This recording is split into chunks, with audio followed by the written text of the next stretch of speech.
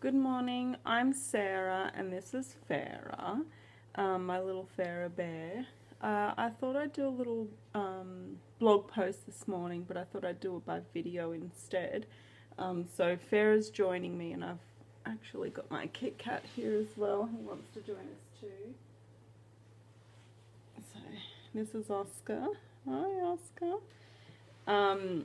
So I just thought I'd do a little blog post on my breastfeeding journey with Farah. So I originally, when I was, pregnant and I wanted to, and I was sort of planning my, doing my birth plan, I wanted to do it sort of like intervention free. So like no medication whatsoever, mainly because I suppose I was challenging myself, but also mainly because I didn't want to get anything to get in the way of breastfeeding Farah.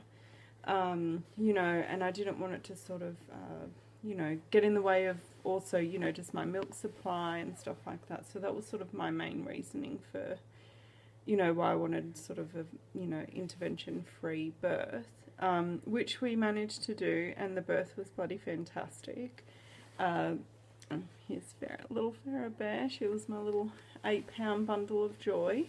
And then after she was born, they did give me Pitocin after she came out, mainly to help with, when they take out, when you deliver the placenta, and it's just to sort of help with hemorrhaging and stuff like that, just in case. I think that's what it was for. Anyway, but nothing really had got in the way of my breast, like my milk supply, which was really good. So she was born on a Wednesday. Actually, the day before she was born, I used my electric breast pump. I was trying to induce labour. So I did get some colostrum, and I froze it for later, for when she came. So when I brought her home, so she was like latching fine in the hospital, and then when I brought her home, sorry, I was gonna like press stop and start again because I thought maybe it might be a bit boring, but if you don't like it, it's okay, you can sort of fast forward, or you don't even have to watch it. So when I came home the Friday after having her the Wednesday morning at 5:20 in the morning. And then on the Saturday, I had my mother-in-law come. I mean, I don't know if it was because I was a little intimidated, or, and also just having, getting used to having your boobs out in front of everyone. I don't know, I think I started to get really, I don't know if I was like anxious about it, or I'm not sure what it was, but she started to like having trouble latching, and so I was getting really upset about it, and then so she was having a full-blown tantrum on my breast, and I thought tantrums, well, even though I work in early childhood, but I didn't think they would start until she was, at least 6 months, but she was like a few days old and having a full-on tantrum at my breast.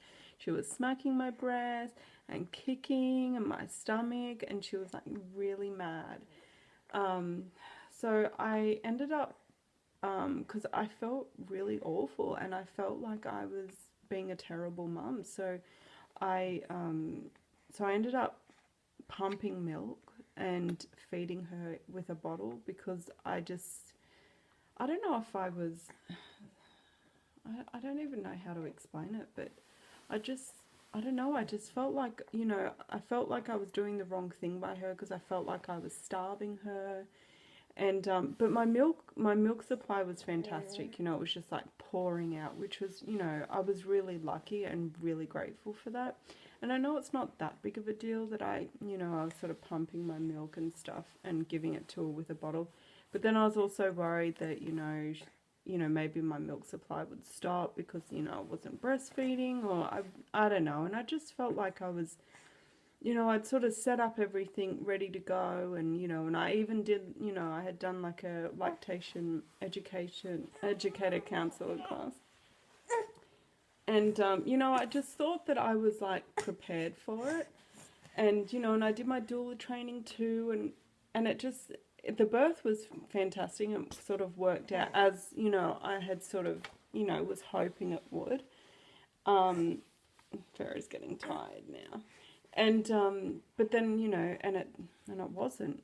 But so then, so while I was pumping the milk and just doing the bottles, I was doing that for a few days. And then the following week, she's actually trying to nurse now.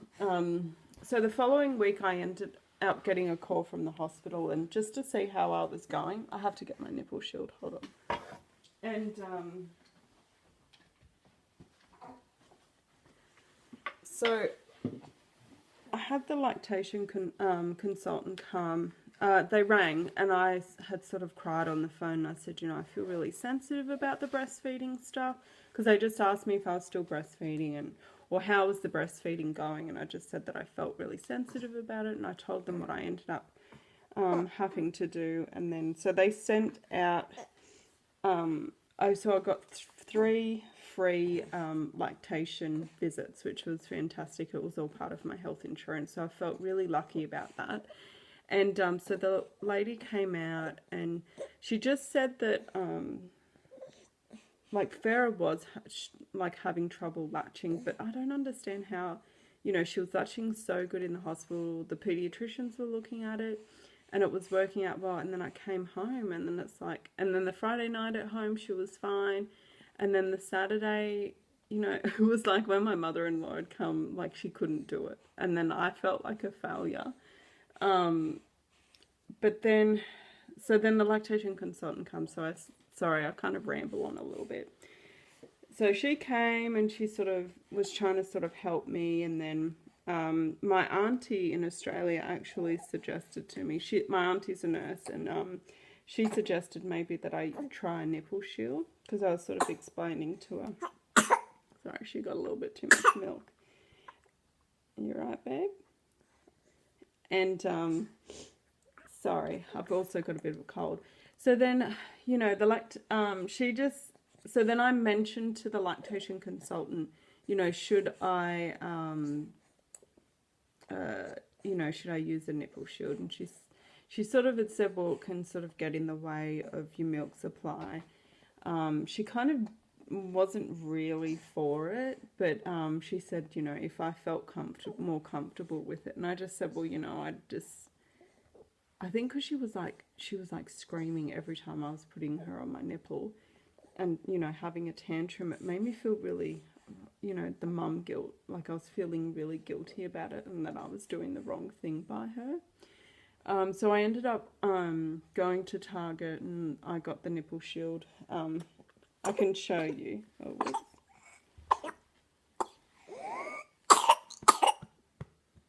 as you can see, my milk is just falls out. So poor thing,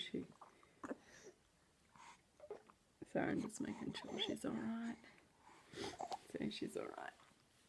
She just got milk everywhere. Anyway, so this is the I'll just shake the milk off it. This is the nipple shield. As you can see, this is Madeira. Sorry, there was milk all over it. She's telling me off now. She's just started, like, the last couple of days, like, really talking a lot. She's telling me off. You tell him. You're really mad, huh? Hmm? I think because I took her off the boob, and then... You alright? She's burping too. Sorry, a little bit of boobage. Yeah, so I'm a little bit... I can't really remember where I was at. But, look, she's going to continue to talk. We'll just talk together. So, you know, I ended up getting the nipple shield, and it was like a bloody dream. It just really worked for us. And although it wasn't my, you know, I kind of still felt like I was like failing as a mum, even though it's only a nipple shield. But it's like, you know, women have been doing it for since the beginning of time, you know, why can't you just latch, you know?